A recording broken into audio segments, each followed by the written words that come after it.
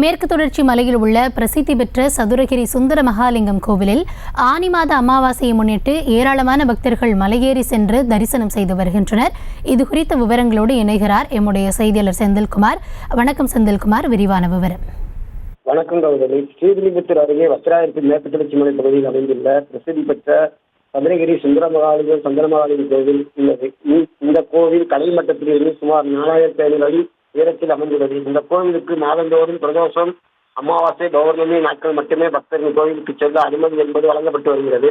இந்நிலையில் ஆனி மாத பிரதோஷம் மற்றும் அமாவாசையை முன்னிட்டு கடந்த 3ஆம் தேதி முதல் நாளை வரை 4 நாட்கள் பக்தர்கள் மலையேறி சென்று சாமி தரிசனம் செய்ய வனத்துறையினர் மற்றும் கோவில் நிர்வாகம் அனுமதி அளித்துள்ளது. இன்று ஆனி மாத அமாவாசையை முன்னிட்டு தமிழகத்தின் பல்வேறு பகுதிகளில் இருந்து ஆயிரக்கணக்கான பக்தர்கள் சதுரகிரி கோவிலில் மலையேறி சாமி தரிசனம் செய்து வருகின்றனர். மேலும் பக்தர்கள் காலை 7 மணி முதல் 12 மணி வரை மட்டுமே பக்தர்கள் மலையேறி சாமி தரிசனம் செய்ய அனுமதி வழங்கப்பட்டுள்ளது.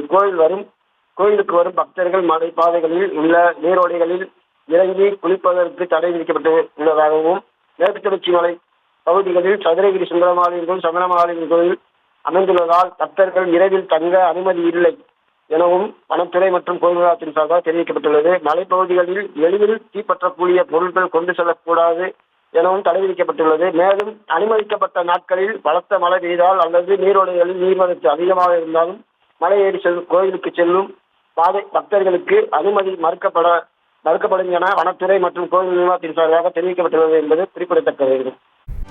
செய்திகளை உடனுக்குடனும் துல்லியமாகவும் தெரிந்து கொள்ள சப்ஸ்கிரைப் பண்ணுங்க.